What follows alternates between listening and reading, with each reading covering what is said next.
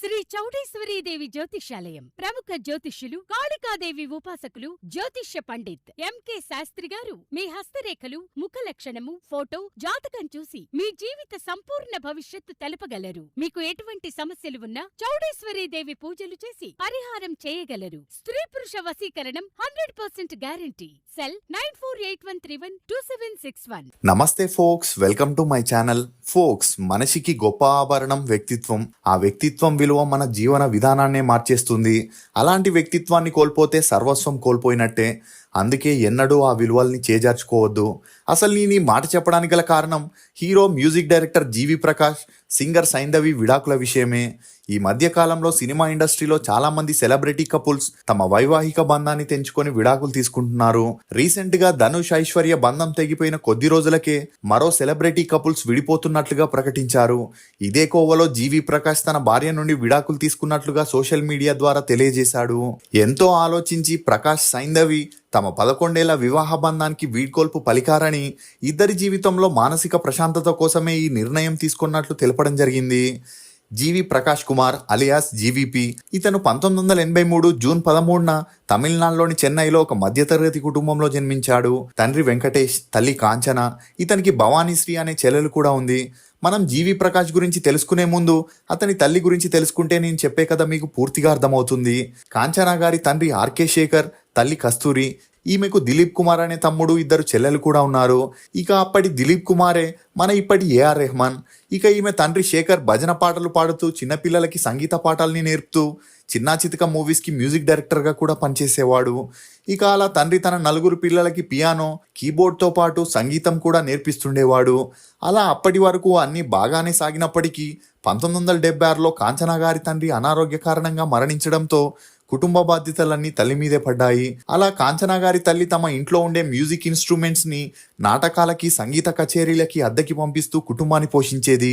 అంతేకాకుండా కుటుంబ ఆర్థిక పరిస్థితుల కారణంగానే తన 4 పిల్లల్ని స్కూల్కి పంపించకుండా సంగీత కచేరీలకి పంపిస్తూ డబ్బులు సంపాదించేది.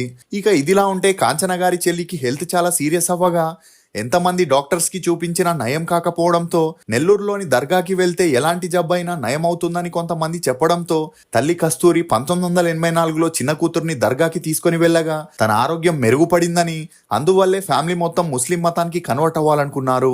కానీ అప్పటికే కాంచన గారికి వెంకటేష్ అనే టెక్స్టైల్ షాప్ ఉన్న వ్యక్తితో పెళ్లి చేయగా వీరి అన్యోన్య సంసారానికి గుర్తుగా జీవి ప్రకాష్ అనే అబ్బాయి, భవానీశ్రీ అనే అమ్మాయి పుట్టారు. ఇదిలా ఉంటే కాంచన గారి తమ్ముడైన దిలీప్ సినిమాల్లో మ్యూజిక్ డైరెక్టర్ అవ్వాలని ఎంత ట్రై చేసినా కనీసం అసిస్టెంట్గా కూడా ఛాన్సులు రాకపోవడంతో తల్లితో ఒకసారి దర్గాకి వెళ్ళినప్పుడు అక్కడ ఉండే ఓ బోధకుడు దిలీప్తో, నువ్వు ముస్లిం మతానికి కన్వర్ట్ అయి నీ పేరుని మార్చుకుంటే నువ్వు అనుకున్నది సాధిస్తావని చెప్పడంతో కుటుంబం మొత్తం 1989లో ముస్లిం మతానికి కన్వర్ట్ అయి దిలీప్ కాస్త అల్లారక్ రెహమాన్గా మారి ఏఆర్ రెహమాన్గా తన కెరియర్ని స్టార్ట్ చేశాడు. అలా ఏఆర్ రెహమాన్ ఇంట్లో కాంచన గారు తప్ప అందరూ ముస్లిం మతానికి కన్వర్ట్ అయ్యారు. ఇక అప్పటి నుండి ఒకవైపు ఏఆర్ రెహమాన్ దర్గాలో సూఫీస్ పాడుతూ మరోవైపు సినిమాల్లో ట్రై చేస్తున్నప్పుడే 1992లో రోజా మూవీకి మ్యూజిక్ డైరెక్టర్గా చేసే అవకాశం వచ్చింది. ఇక ఆ మూవీ మ్యూజికల్గా పెద్ద హిట్ అవ్వడంతో అప్పటి నుండి ఏఆర్ రెహమాన్ తన సినీ కెరియర్లో వెనక్కి తిరిగి చూడాల్సిన అవసరమే రాలేదు. ఇదిలా ఉంటే ఎప్పుడైతే కాంచన గారికి 2 పిల్లలు పుట్టారో అప్పటి నుండి తనని కూడా కాంచన గారి తల్లి ముస్లిం మతానికి కన్వర్ట్ అవ్వమని ఫోర్స్ చేయడం మొదలెట్టింది. ఇక ఇదే విషయం కాంచన గారు తన భర్తకి చెప్పగా అతను అందుకు ఒప్పుకోలేదు. అలా ఈ విషయంపై భార్యాభర్తలిద్దరి మధ్య తరచూ గొడవలు జరగడం, అందుకు తోడు కాంచన గారి తమ్ముడు ఏఆర్ రెహమాన్ అదే సమయంలో స్టార్ మ్యూజిక్ డైరెక్టర్గా ఎదుగుతుండడం చూసి తను కూడా సినిమాల్లో సింగర్గా, మ్యూజిక్ డైరెక్టర్గా రాణించాలనుకుంది. కానీ 2 పిల్లల బాధ్యతల్ని చూసుకోవడం వదిలేసి సినిమా ఇండస్ట్రీకి వెళ్లేందుకు కాంచన గారి భర్త ఒప్పుకోలేదు. దీంతో తన ప్రతి పనికి భర్త అడ్డుపడుతున్నాడని భావించిన కాంచన గారు భర్తకి విడాకులు ఇవ్వాలని నిర్ణయించుకుంది. అలా జీవి ప్రకాష్ 7వ తరగతి చదువుతున్నప్పుడు కాంచన గారు తన భర్తకి చెప్పకుండానే ముస్లిం మతానికి కన్వర్ట్ అయి కాంచన కాస్త ఏఆర్ రెహానాగా మారింది. దీంతో భార్యాభర్తలిద్దరి మధ్య గొడవలు ఎక్కువై కొట్టుకునేంత వరకు వెళ్ళగా 1999లో వీరిద్దరూ విడాకులు తీసుకుని విడిపోయారు. ఇక కోర్టు వెంకటేష్ గారికి ఫేవర్గా తీర్పునిచ్చి పిల్లల్ని తండ్రికి అప్పగించింది. అలా 15 రోజులకు ఒకసారి తల్లి తన పిల్లల్ని కలవడానికి కోర్టు పర్మిషన్ ఇవ్వడం జరిగింది. ఇక అప్పటి నుండి జీవి ప్రకాష్ తన చెల్లెలు తండ్రి పాలనలోనే పెరుగుతూ వచ్చారు. ఇదిలా ఉంటే తల్లి ఏఆర్ రెహానా 2002 నుండి సింగర్గా, మ్యూజిక్ డైరెక్టర్గా తన కెరియర్ని స్టార్ట్ చేసిన అంతలా సక్సెస్ అవ్వలేదనే చెప్పొచ్చు. ఇక జీవి ప్రకాష్ తన స్కూలింగ్ని చెన్నైలోని చెట్టినాడు విద్యాశ్రమంలో చదివాడు. చదువుల్లో చురుగ్గా ఉన్న ప్రకాష్ బాగా చదివి సాఫ్ట్వేర్ ఇంజనీర్ అవ్వాలనుకున్నాడు. ఇదిలా ఉంటే జీవి ప్రకాష్ ఏఆర్ రెహమాన్ అక్క కొడుకు అవ్వడంతో చిన్నప్పటి నుండి వీరిద్దరూ క్లోజ్గా ఉండేవారు. అలా ఏఆర్ రెహమాన్ తను కంపోజ్ చేసిన దొంగ దొంగ మూవీలో ఆకతాయి ఒక్కడంతా అనే లిరిక్స్ని ప్రకాష్తో పాడించడంతో ప్రకాష్ సింగర్గా అరంగేట్రం చేయడం జరిగింది. అలా వెంటనే జెంటిల్మ్యాన్ మూవీలో చికుబుకు చికుబుకు రైలు అనే సాంగ్లో పాడి ప్రకాష్ చైల్డ్ సింగర్గా పాపులర్ అవ్వడంతో ఆ తర్వాత బాంబే, ఆసై అని 10 మూవీస్కి పైగా ప్రకాష్ చైల్డ్ సింగర్గా పాడడంతో తనకి కూడా మ్యూజిక్ డైరెక్టర్ అవ్వాలని ఇంట్రెస్ట్ ఏర్పడింది. ఇక ఇదే విషయం జీవి ప్రకాష్ తన తండ్రికి చెప్పగా అతన్ని ఒక మ్యూజిక్ క్లాస్లో చేర్పించడం జరిగింది. అలా సంగీతంతో పాటే కొన్ని ఇన్స్ట్రుమెంట్స్ మీద కూడా పట్టు తెచ్చుకొని తన స్కూల్లోనే ఒక మ్యూజిక్ బ్యాండ్ని స్టార్ట్ చేసి అనేక మ్యూజిక్ కాంపిటీషన్లో పాల్గొని ప్రైజెస్ని కూడా విన్ అయ్యేవాడు. అలా ప్రకాష్ తన ఫస్ట్ మూవీకి హార్ట్ అండ్ సోల్ పెట్టి మ్యూజిక్ కంపోజ్ చేయగా వెయిల్ మూవీ 2006 డిసెంబర్ 17న రిలీజ్ అయి హిట్ అవ్వడంతో పాటు బెస్ట్ ఫీచర్ ఫిలింగా నేషనల్ అవార్డుని కూడా దక్కించుకుంది. ఇక ఈ మూవీతో జీవి ప్రకాష్కి అవకాశాలు వెతుక్కుంటూ వచ్చాయి. అలా ఓరంపో, కిరీటం, పొల్లదావన్, ఎవనో ఒరువన్ అనే మూవీస్ని చేస్తూ ఉల్లాసంగా ఉత్సాహంగా మూవీతో తెలుగులోకి కూడా ఎంట్రీ ఇచ్చాడు. ఇక అప్పట్లో యూత్కి సెట్ అయ్యేలా మాస్ మరియు క్లాస్ మ్యూజిక్ ఇవ్వడంతో రజనీకాంత్, ధనుష్, సూర్య లాంటి స్టార్ హీరోస్ అందరూ జీవి ప్రకాష్ని తమ మూవీస్కి మ్యూజిక్ డైరెక్టర్గా రికమెండ్ చేసేవారు. ఇదిలా ఉంటే ఎంత కష్టపడినా తెర వెనకే ఉంటే డబ్బొస్తుంది కానీ ఫేమస్ అవ్వలేమని తెలుసుకున్న జీవి ప్రకాష్ తనకి సినిమాల్లో యాక్ట్ చేయాలనే ఇంట్రెస్ట్ కూడా పెరిగింది. అలా ఒకవైపు మ్యూజిక్ డైరెక్టర్గా చేస్తూనే మరోవైపు తనకి తెలిసిన కొంతమంది డైరెక్టర్స్ని ఛాన్స్లు అడుగుతుండేవాడు. ఇక అలా కుసేలన్, తలైవా అనే మూవీస్లో గెస్ట్ రోల్ చేయడంతో జీవి ప్రకాష్కి యాక్టింగ్ మీద మరింత మక్కువ పెరిగింది. ఇక ఇదిలా ఉంటే సైంధవి కూడా తన టాలెంట్తో యువన్ శంకర్ రాజా, విద్యాసాగర్, ఇమాన్ అనే స్టార్ మ్యూజిక్ డైరెక్టర్స్ దగ్గర 25కు పైగా సాంగ్స్ని పాడుతూ 2010లో జీవి ప్రకాష్ మ్యూజిక్ డైరెక్షన్లో మొదటిసారిగా మదరాస పట్టణం అనే మూవీలో సైంధవి పాడడంతో వీరిద్దరి గురించి మీడియాలో హల్చల్ అయింది. అంతేకాకుండా వీరిద్దరూ కలిసి ప్రతి ఒక్క పార్టీకి, ఫంక్షన్స్కి వెళ్లడంతో వీరి రిలేషన్ గురించి ఇంట్లో తెలిసి ఇరు కుటుంబాలు అడగడంతో వీరిద్దరూ స్కూల్ డేస్ నుండే ప్రేమలో ఉన్నట్లు చెబుతూ పెళ్లి చేసుకోవాలనుకుంటున్నట్లు తెలియజేయడం జరిగింది. దీంతో ఇరు కుటుంబాలు వీరి పెళ్లికి ఒప్పుకొని 2013 జూన్ 27న ఘనంగా పెళ్లి జరిపించారు. ఇక ఆ పెళ్లి తర్వాత జీవి ప్రకాష్ మ్యూజిక్ డైరెక్టర్గా బిజీగా ఉంటే సైంధవి సింగర్గా బిజీ అయ్యి స్టార్ హీరో మూవీస్లో బ్యాక్ టు బ్యాక్ సాంగ్స్ని పాడడం మొదలెట్టింది. అంతేకాకుండా మధ్య మధ్యలో కొన్ని ఆల్బమ్ సాంగ్స్ని కూడా పాడుతూ అందులో ఈమె నటించింది. అలా తెలుగులో ఆవకాయ బిర్యానీ, శశిరేఖ పరిణయం, శక్తి, ఇష్క్ అనే మూవీస్లో 30కి పైగా తెలుగు పాటలు పాడడం విశేషం. ఇక ఇదిలా ఉన్నప్పుడే ఏఆర్ మురుగదాస్ ప్రొడ్యూసర్గా చేయబోతున్న ఒక మూవీ కోసం జీవి ప్రకాష్ని అప్రోచ్ అవ్వగా ఈ ఛాన్స్ కోసమే వెయిట్ చేస్తున్న జీవి ప్రకాష్ ఇమీడియట్గా ఓకే చెప్పడం జరిగింది.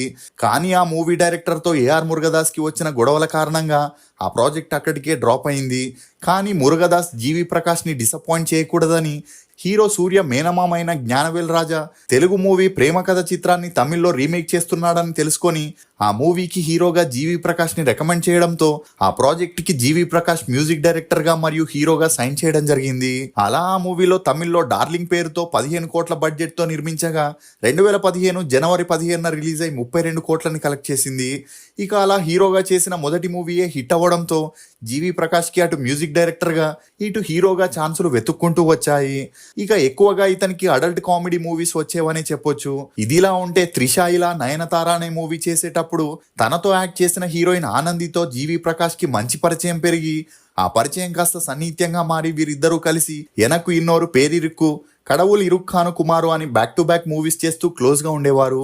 దీంతో వీరి రిలేషన్ గురించి మీడియాలో హల్చల్ అవ్వడంతో జీవి ప్రకాష్కి సైంధవికి మనస్పర్ధాలు మొదలయ్యాయి. ఇక సినిమాల్లో హీరోగా యాక్ట్ చేయకూడదని మ్యూజిక్ డైరెక్టర్గానే పనిచేయమని సైంధవి చెప్పగా జీవి ప్రకాష్ మాత్రం ఇక పైన కిస్, హగ్, రొమాన్స్ సీన్స్ చేయనని చెప్పడంతో పాటు ఆనందితో ఉన్న రిలేషన్కి ఫుల్ స్టాప్ పెట్టడంతో ప్రకాష్ సినిమాల్లో యాక్ట్ చేయడానికి సైంధవి ఒప్పుకోవడం జరిగింది. కానీ ఎప్పుడైతే 100% లవ్ మూవీని తమిళ్లో 100% కాదల్ మూవీగా చేస్తున్నప్పుడు హీరోయిన్ శాలిని పాండేతో పెరిగిన సన్నిహిత్యం కారణంగా జీవి ప్రకాష్ శాలిని పాండే పేరు మీడియాలో హల్చలైంది. ఇక ఈ వార్తల గురించి తెలుసుకున్న సైంధవి 2019లో ప్రకాష్కి విడాకులు ఇవ్వాలనుకుంది. కానీ పెద్దలంతా కలిసి నచ్చజెప్పి పెళ్ళై 8 ఏళ్లైనా పిల్లలు కనకపోవడంతోనే వీరిద్దరి మధ్య మనస్పర్ధాలు వస్తున్నాయని, ఒకసారి బిడ్డ పుట్టాక అన్నీ సర్దుకుంటాయని చెప్పడంతో 2020 ఆగస్టు 26న అన్వి అనే అమ్మాయికి జన్మనిచ్చారు. ఇక పైన అన్నీ సర్దుకుంటాయని అందరూ అనుకున్నారు. కానీ బ్యాచిలర్ మూవీలో జీవి ప్రకాష్ హీరోయిన్ దివ్యభారతితో చేసిన రొమాన్స్ కెమిస్ట్రీ చూసి మళ్ళీ భార్యాభర్తలిద్దరి మధ్య గొడవలు మొదలయ్యాయి. అంతేకాకుండా ప్రకాష్ దివ్యభారతితో క్లోజ్గా ఉంటూ పార్టీస్ ఫంక్షన్స్కి వెళ్లడంతో సైంధవి తన పాపని తీసుకొని 2022లో పుట్టింటికి వెళ్ళిపోయింది. ఇక ఆ మధ్యలో వీరిద్దరిని కలపడానికి పెద్దలంతా ఎంత ట్రై చేసినా ప్రయోజనం లేకుండా పోయింది. అంతేకాకుండా జీవి ప్రకాష్ ధనుష్ గ్రూప్లో మెయిన్ మెంబర్గా ఉంటూ ఎక్కువగా పార్టీస్ చేస్తూ చిల్ అవుతుండేవాడు.